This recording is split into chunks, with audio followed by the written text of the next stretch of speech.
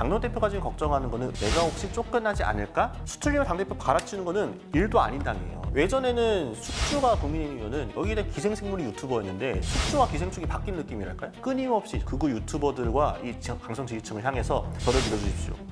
야 지우가 씨발 지지실이 광고 들어왔답니다. 인터넷 끝판왕. 지금 인터넷 끝판왕에서 모르면 못 받는 통신 지원금 80만 원 설치 당일 즉시 입금 받을 수 있습니다. 우리가 다 쓰잖아 인터넷을. 근데 약간 손해 보고 쓰신 분들이 계셔. 그래서 최대 통신 지원금 80만 원까지. 야, 통신요금 80만 원에서 합리적인 요금 설계로 결합 할인 72만 원까지 놓치지 않고 챙겨준다고 하네요. 그리고 만약에 딴 데서 돈을 더 준다. 거기가 만약 우리보다 할인을 더 많이 해줘. 차액의 150%를 보장한대. 되게 잘한다.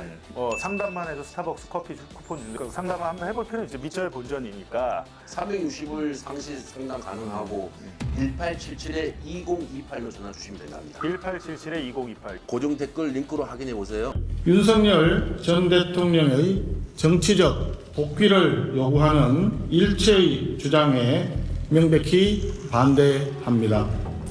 저는 지방선거 승리를 위해서는 그날 의총에서 밝힌 우리의 입장이 마지막 입장이 되어야 된다고 생각합니다. 역대 모든 선거에서 본래 코어 지지층만 가지고 이긴 선거는 아무것도 없습니다. 모든 선거는 코어 지지층 플러스 알파를 누가 얼마나 만들어내느냐에서 승패가 갈려왔었어요. 오히려 한국 정치 여론 지형은 이재명 대통령 집권 전후로 해가지고 조금 더 오른쪽으로 갔다는 이야기를 많이 합니다. 왜냐하면 대통령이 중도 보수로 포지션을 옮겼기 때문에 진보적인 어떤 의제나 아이디어나 이런 것보다는 조금 더 안정적이고 실용 중심적으로 많이 가고 있잖아요. 근데 그럼에도 불구하고 국민의힘이 설 자리가 너무 없다 보니까 지금 이런저런 얘기들이 나오고 있는 건데, 의원들이 추정하기로는 장동 대표가 지금 걱정하는 거는 혹시 지방선거 전에 비대위 체제로 전환되지 않을까? 내가 혹시 쫓겨나지 않을까? 이 걱정을 더 하기 때문에, 왜냐면은 이 당이 당대표 쫓아내는데 일가견이 있는 당입니다. 이준석 대표 중간에 쫓겨났고 한동훈 전 대표도 임기 못 채우고 쫓겨났잖아요. 뭐냐면은 수틀리면 당대표 갈아치우는 거는 일도 아닌 당이에요. 이 당이. 장동혁 대표 때문에 선거 질 거라는 얘기 이미 많이 나오고 있습니다. 민주당의 어둠의 선대위원장은 장동혁이다. 민주당의 승리를 위해 가장 열심히 하고 있는 게 장동혁 대표다. 그래서 일부 민주당 지지층들은 이렇게 조롱하잖아요. 장동혁 대표가 끝까지 잘 버텨서 계속 열심히 해줬으면 좋겠다. 그래야 민주당이 선거 이기니까. 이런 조롱을 알고 있는지 모르겠습니다. 장동혁 대표의 백그라운드를 보게 되면 사실은 극단적인 사람은 아니에요. 장동혁 대표 처음에 친한동훈계였어요. 장동혁 대표가 지금과 같은 위치에 오르게 된 거에는 비상계엄 이후에 확 그 기조가 바뀐 게 역할이 컸습니다. 장동혁 대표는 탄핵에 적극적으로 반대를 했던 사람이고 친윤계 쪽으로, 당권파 쪽으로 돌아서게 되고, 장동혁 대표가 나왔던 전당대회를 기억하실 텐데요. 아직도 내란이 끝나지 않았다. 우리 당에 내란 동조 세력이 있다며 국민의힘과 우리 동지들을 팔아넘기는 것, 그게 부끄러운 겁니다, 여러분. 그 전당대회 때 하더라도 뚜껑을 까기 전에는 김문수 후보가 가장 강성일 줄 알았어요. 근데 그 김문수 후보보다 더 강한 이야기를 많이 했던 게 장동혁 대표. 결국 소위 말하는 구친윤계의 전폭적인 지지를 등려하고 당대표가 된 게 장동혁 대표였습니다. 장동혁 후보가 선출되었음을 선포합니다. 우파 시민들과 연대해서 이재명 정권을 끌어내리는데 제 모든 것을 바치겠습니다. 결국 한동훈 전 대표 옆에서 한동훈 전 대표의 후광을 갖고 사무총장도 하고 했던 사람이 나중에는 친윤계 쪽으로 돌아서 가지고 이제 윤석열의 후광을 등에 업고 당대표가 되다 보니까 끊임없이 전한길 씨와 고성국 씨를 비롯한 극우 유튜버들과 이 강성 지지층을 향해서 저를 믿어주십시오.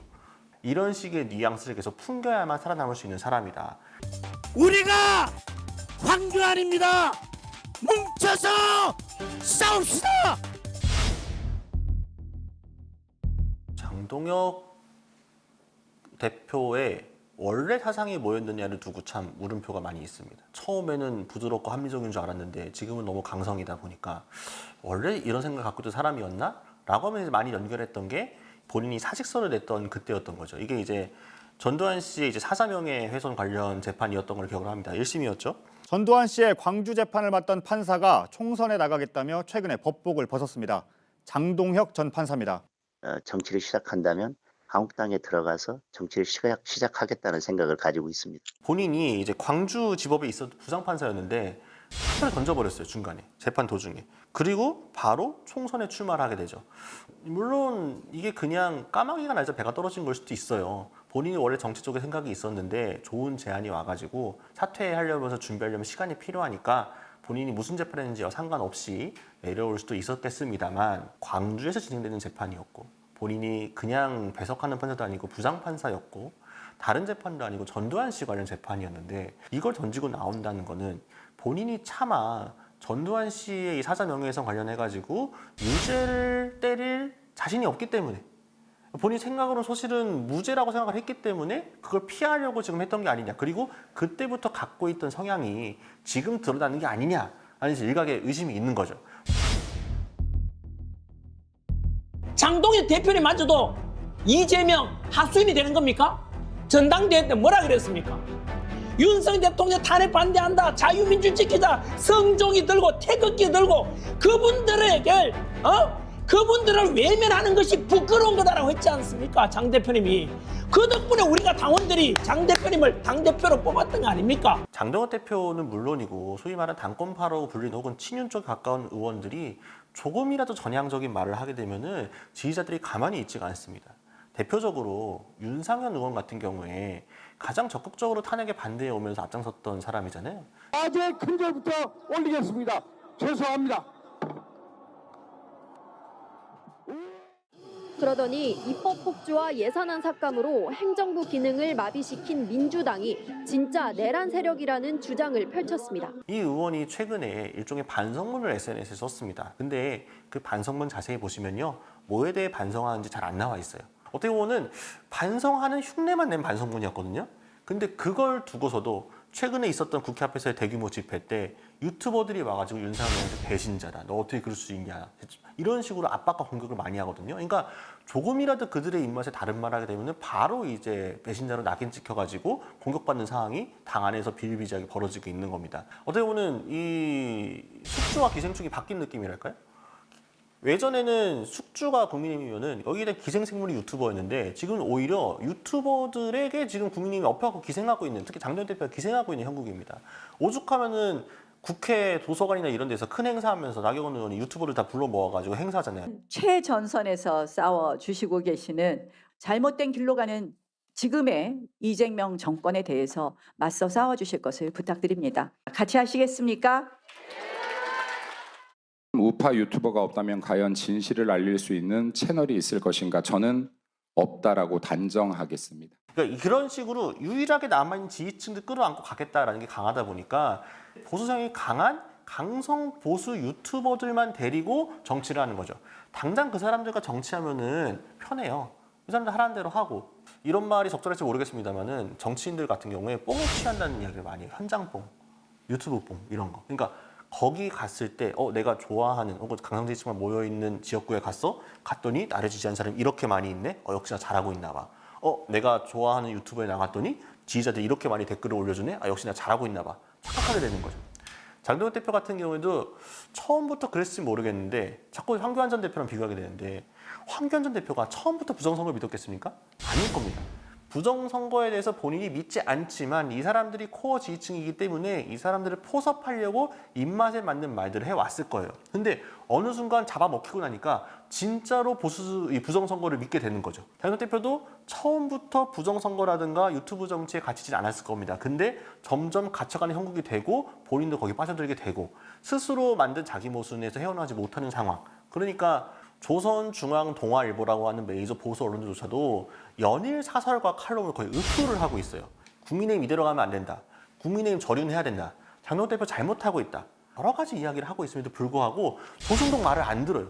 조중동 말도 안 듣고 보수 유튜브 하는 말만 듣는다. 이게 딱 윤석열 전 대통령이 하던 거 아닙니까? 윤 대통령도 하루 종일 유튜브만 보고 보수 언론이 하는 사실도 안 믿은 거잖아요. 저는 제발 그 보수 언론인 정당인들이 보수 신문이라도 좀 봐라. 진보신문 보란 얘기도 안 해요. 한경호가 뭐라고 하든 안 듣겠지. 근데 조중동이라도 보면 이렇게까지 망하지 않습니다. 지금 조중동이 사설과 칼럼 다 써주고 있어. 이렇게 하면 된다. 이렇게 하면 지방선거에서 선방할 수 있다라고 모든 전략과 그거를 다 얘기해주고 있어. 정답이 이미 나와 있어.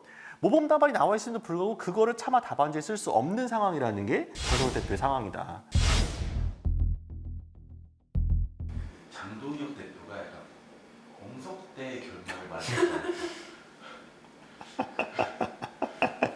장동혁 대표를 엄석대에 비유하는 거는 엄석대에게 신뢰라고 생각합니다.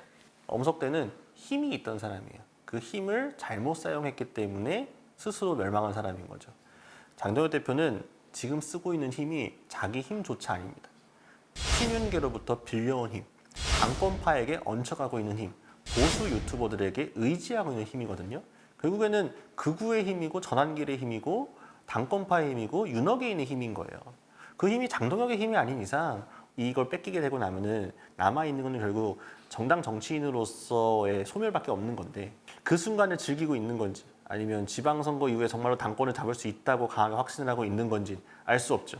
다만 장동혁 대표가 지방선거 개표 당일날 전 표정이 너무 궁금합니다. 개표하는 현장의 순간 딱 이 출구조사 결과가 나왔을 때 그때 장동혁 대표가 어떤 표정을 지을지가 궁금합니다. 당내에는 장동혁 대표는 거의 왕따가 있겠네요.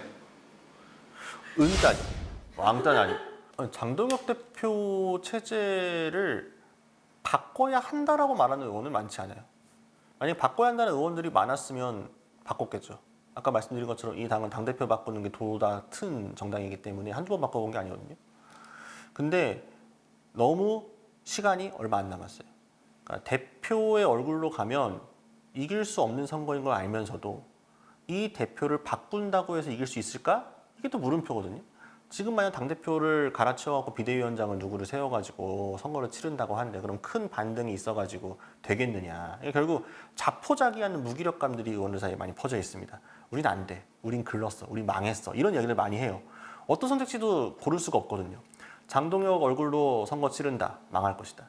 그러니까 오세훈 시장이 오죽하면은 본인이 후보 본선에 올라가게 되면 장동혁 대표 보고 지원 유세 오지 말라고 할 거다라는 이야기를 하겠습니까? 만약 서울시장 나서게 되면 유세 때 장동혁 대표가 와서 지원 연설해 주겠다. 어떻게 하시겠습니까? 아니, 지금의 스탠스 같으면 솔직히 말해서 도움이 안 되죠. 그 정도로 장동혁 대표가 오히려 민폐가 되는 상황인 거죠. 지역 후보자들에게는. 근데 그렇다고 아까 말씀드린 것처럼 장동혁 대표의 대안이 있느냐. 대표를 바꾼다고 하면 그것 때문에 또 당이 또 시끄러워질 것이고 그걸 두고서 또 누가 후보로 적정하고 비대위를 어떻게 뭐 전권형 비대위니 관리형 비대위부터 해가지고 말이 많이 나올 수밖에 없거든요. 그 상황을 또 감당할 체력이 없는 거죠. 남은 선거가 총선이 아니라 지선이기 때문에 의원들의 생명은 이번 지선 진다고 해서 끝나지 않거든요. 그러니까 에라 모르겠다. 될 대로 되라. 이런 식으로 손을 놓고 있는, 그러니까 스스로 침몰하고 있음에도 불구하고 아무것도 하지 못하고 같이 침몰하고 있는 형국이라고 보시면 될 것 같습니다.